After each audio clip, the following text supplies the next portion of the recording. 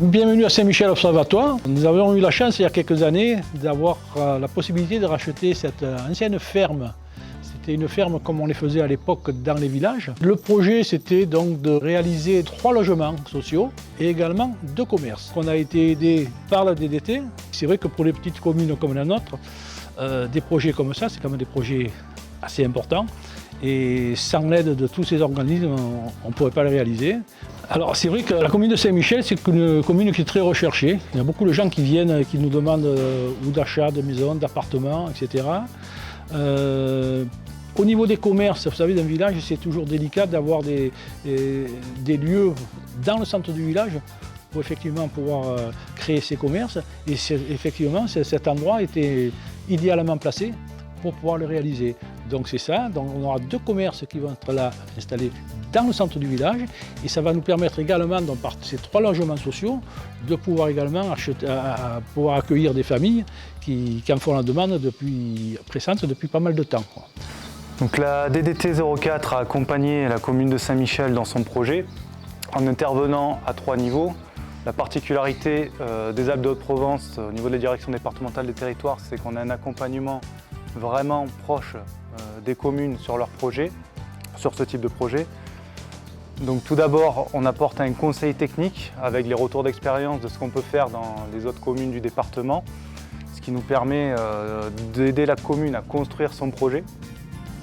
On va ensuite intervenir en tant qu'animateur, parce qu'on va animer les comités de pilotage et mettre en relation la commune avec les différents acteurs tels que l'établissement public foncier PACA, l'ARS, l'architecte des bâtiments de France, tous ces acteurs qui vont graviter autour du projet, l'aider à le structurer, à mettre en place les levées de freins aux contraintes et les apports sur le projet. Et enfin, on va intervenir au niveau financier, puisque la direction départementale territoire, c'est le relais local de l'ANA. Donc on a un subventionnement au niveau de l'ANA sur ce projet qui intervient au niveau de 70% du gros œuvre. Il y a également un peu de DETR et ensuite on aide également la commune à aller chercher d'autres financements auprès d'autres partenaires comme la région qui vient aussi apporter une grosse part du financement du projet.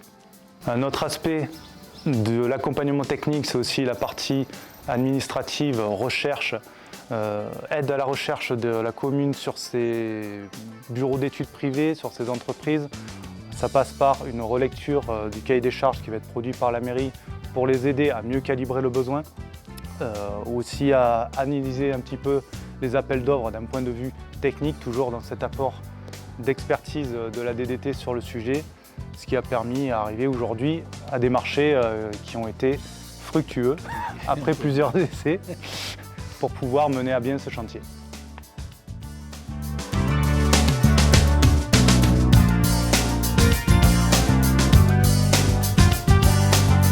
Monsieur, bonjour. Monsieur Bocoli, bonjour. Vous allez bien? Ça va. Bonjour. Bonjour. Alors dites-moi un peu, comment il se passe ce chantier? Ça a l'air pas mal. Oui, il se passe plutôt bien. Alors comme vous le savez, monsieur le maire, c'est un bâtiment qui a quand même un certain âge. Oui. En fait, il y a des traces qui remontent au XVIe siècle, où en fait, il y avait le rempart qui passait là. Mais après, ça a été construit petit à petit. Contre le rempart. Je crois qu'on vient de trouver 3 puits. Voilà. Voilà. C'est bien de le faire remarquer parce que c'est quand même assez exceptionnel de trouver 3 puits, alors qu'il n'y en avait qu'un qui avait été sondé et repéré au départ. Ils sont en train de faire quand même une partie de finition du gros œuvre et de commencer le second œuvre avant de passer au sol, revêtement de sol, carrelage, faïence. Normalement, ils devraient poser les menuiseries à la fin du mois. Restera la cour à terminer en matière de revêtement et surtout la réalisation des serrureries avec l'escalier, la coursive qui dessert les appartements du haut. Sachant qu'au rez-de-chaussée, celui-ci, il y en a un qui est accessible aux personnes handicapées, bien sûr.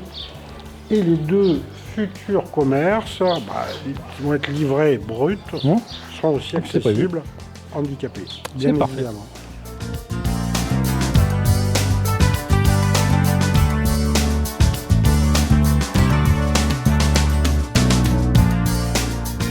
monsieur le maire, l'opération est maintenant terminée. Racontez-nous un peu comment ça s'est fini, cette réception de chantier là. Eh bien, comme vous dites, c'est un projet qui s'achève, un projet qui a duré quand même quelques mois. Ça s'est déroulé sans encombre, réellement. Et voilà le résultat, donc c'est en partie grâce à vous. Bon, on est des élus, hein, mais on n'est pas des professionnels. Donc parfois, il y a des projets qui font un petit peu peur au départ. Mais je tiens à rassurer à la limite tous mes confrères. Vous êtes là pour les aider, ça il faut le dire vraiment. Ils peuvent y aller en toute sérénité. Alors racontez-nous un peu votre installation, ce qui vous a intéressé sur ce logement ici et comment ça s'est passé. Alors ce logement, ce qui m'a intéressé dans ce logement, c'est sa position, plein centre du village, sur la place. Et je connaissais cette bâtisse depuis très longtemps puisque je l'ai toujours connue depuis gamin. C'est vraiment très agréable à vivre, bien positionné, bien ensoleillé. Pour le moment, j'ai toujours pas éclairé le chauffage. Il y a un chauffe-eau thermodynamique, ce qui veut dire qu'on a de l'eau super chaude avec pas beaucoup de consommation électrique. C'est un grand type 2. Pour une personne seule, c'est au top.